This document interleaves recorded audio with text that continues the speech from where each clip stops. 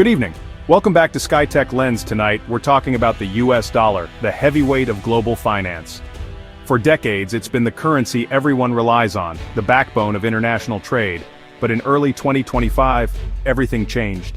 The US Treasury issued a stark ultimatum to the world's banks: stop doing business with certain Chinese and Hong Kong banks, or lose access to the dollar. This wasn't just a policy tweak, it was a financial declaration of war, forcing every major institution to pick a side. The fallout was immediate, setting the stage for a global showdown: the US dollar versus the Chinese yuan. Buckle up, tonight we dive into the high-stakes drama of international finance. Early 2025, the US Treasury drops a bombshell: global banks must stop processing transactions for certain Chinese and Hong Kong banks suspected of helping Iran and Russia evade sanctions or be cut off from the dollar. For banks, losing dollar access is like losing oxygen. It's a death sentence. Hong Kong, the financial bridge between China and the world, is thrown into chaos overnight. International banks scramble to comply, freezing accounts and severing ties to avoid US blacklisting. Asian markets plummet. Hong Kong's reputation as a stable financial hub is shattered. The US hoped to isolate a few bad actors, but instead destabilized a global financial center. Beijing responds by accelerating its move away from the dollar, instructing state banks to settle sanctioned trade in yuan. China's message: if you won't let us use your system, we'll build our own. The world splits. On one side, the dollar bloc, policed by the US. On the other, a growing yuan-centric bloc led by China. This isn't just a technical shift, it's the start of a financial Cold War. Global banks are caught in the crossfire, facing skyrocketing compliance costs and unprecedented geopolitical risk. Hong Kong's unique position collapses. International talent and capital flee, and the city's business model is broken. Trade between China, Russia, Iran, and others reroutes through new channels settled in yuan.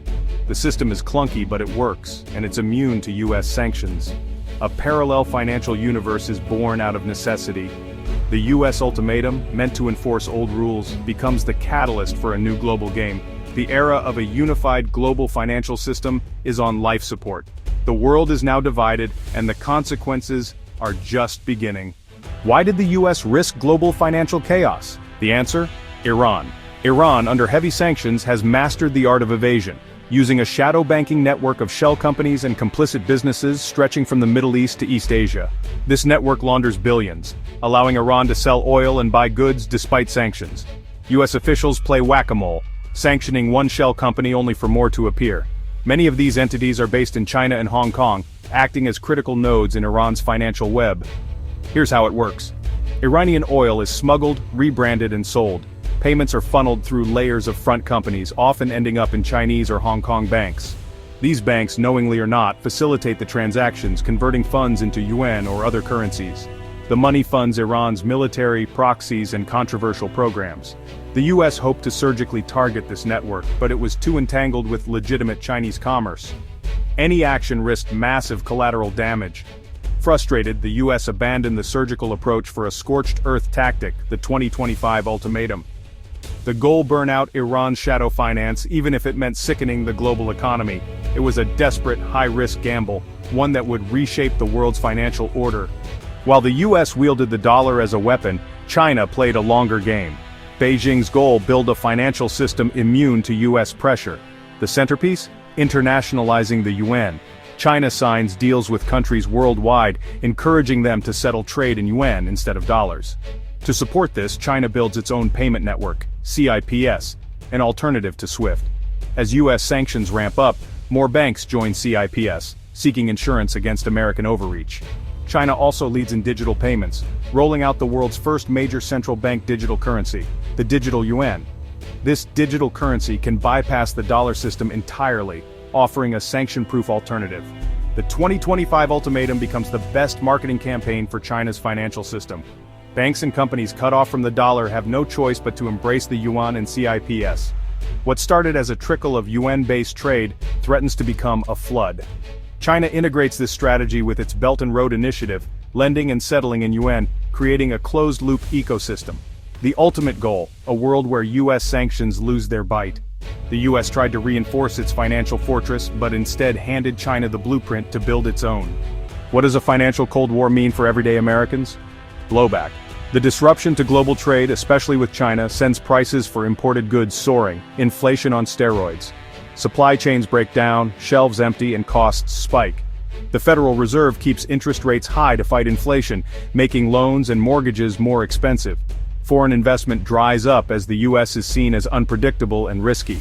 China retaliates with tariffs, hitting American farmers and manufacturers hard. Surpluses pile up, prices collapse, and livelihoods are threatened. The political backlash is fierce. Congress is divided, businesses are furious, and the country is polarized.